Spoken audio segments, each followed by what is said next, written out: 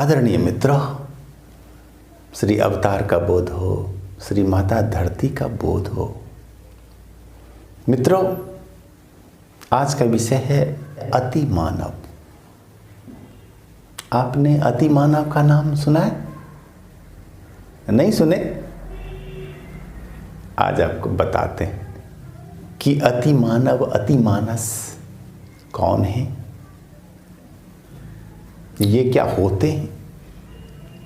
देखिए, यदि विकासवाद का सिद्धांत सही है तो मानव से अति मानव का जन्म होगा ही और होना ही चाहिए। हम लोग सभी सामान्य मानव हैं, तो भाई हमारी अगली पीढ़ी हमसे भविष्य में फिर अति मानव का जन्म तो होना ही चाहिए ना। मित्रों, अब आप समझिए कि कहाँ कहाँ इनकी चर्चा हुई है और अतिमानव अतिमानस संबंध में किन्होंने क्या लिखा और क्या प्रयोग किया है। इसके बाद हम आपको बताएंगे कि हमारे श्री अवतार, हमारे श्री कल्कि भगवान ही विश्व के पहले अति मानव होंगे। तो सबसे पहले आप समझें अति मानव होते क्या है। देखिए, अति मानव शारीरिक दृष्टिकोण से तो मानव के समान ही होगा। भौतिक शरीर मानवों के ही जैसा होगा, लेकिन उनकी जो चेतना का स्तर होगा वह विशेष होगा। चेतना का लेवल विशेष विशिष्ट होगा। सोच, चिंतन, संकल्प, विचारधारा वो भिन्न होंगे हमसे और ऊंचे होंगे हमसे, हम मानवों से। और वैसा स्तर होगा उनका कि आज तक किसी भी मानव, किसी भी महामानव योगी का नहीं हुआ होगा।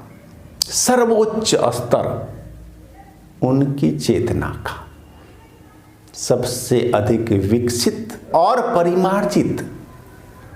मित्रों, सबसे पहले अतिमानव संबंध में लिखा बताया श्री राजा राम मोहन राय ने।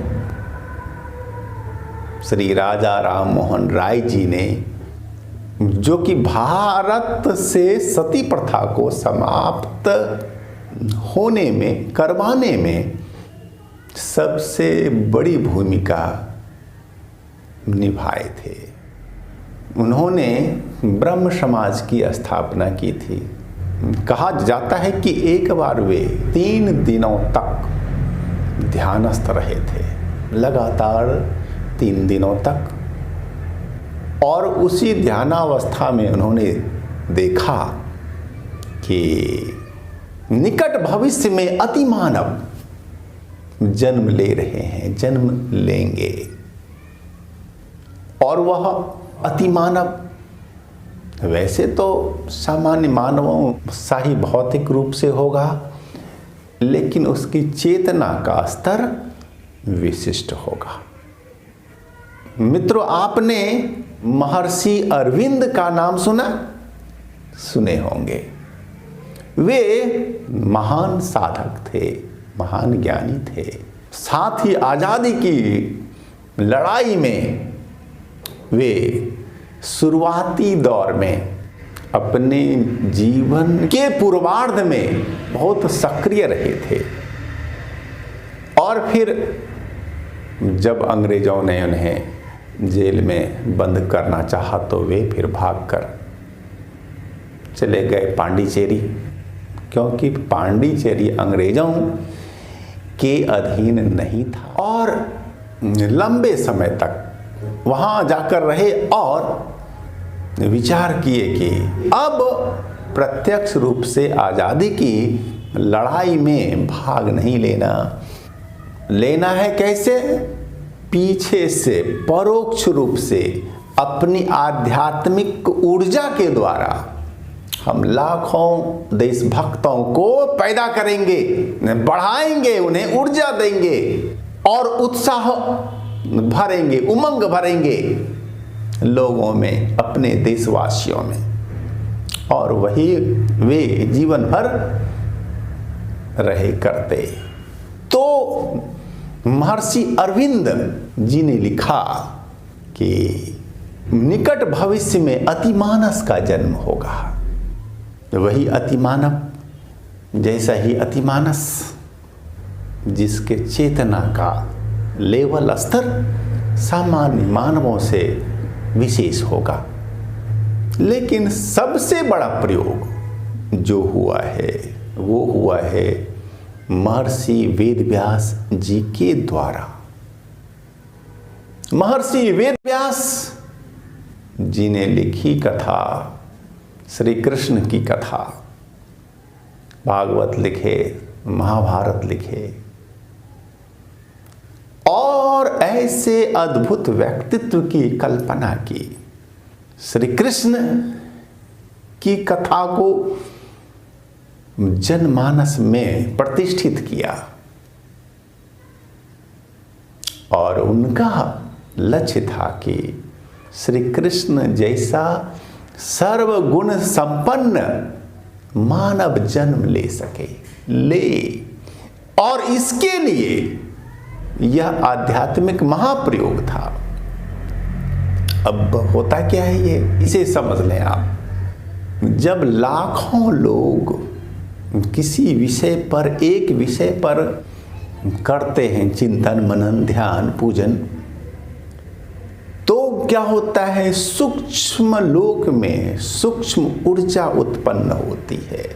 मानसिक ऊर्जा, वही संकल्प की, ध्यान की ऊर्जा जब एकत्रित होती है तो वह ऊर्जा संकल्पानुसार विशिष्ट ऊर्जा को पैदा करती है।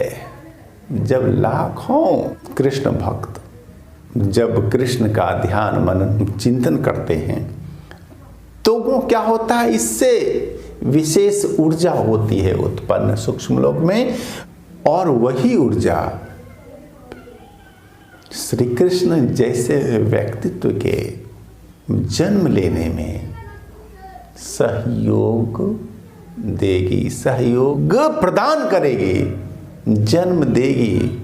तो यह अतिमानव जो अब जन्म लेने जा रहा है, महर्षि वेदव्यास जी का यह एक महाप्रयोग है।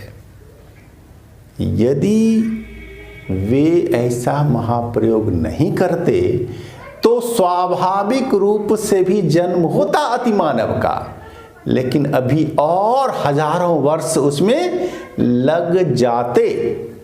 यह भगवान वेदव्यास जी का ही महाप्रयोग है, जिसके चलते शीघ्रातिशीघ्र वह अतिमानव, अतिमानस, वह श्री कृष्ण जैसा व्यक्तित्व, सर्वगुण संपन्न व्यक्तित्व संसार में आने वाला है, और वही उद्धार संसार का है करने वाला, और जिसे हम बोलते हैं श्री कल के निष्कलंक अवतार। बहुत सारे लोग सुप्रीम कह रहे हैं, सायरन कह रहे हैं। अब आई जो जो बोलना है बोलो, लेकिन हमारे शास्त्रों ने जो कहा है वही हम बोलेंगे। तो प्रेम से बोलिए, श्री अवतार का बोध हो, बोध हो, बोध हो।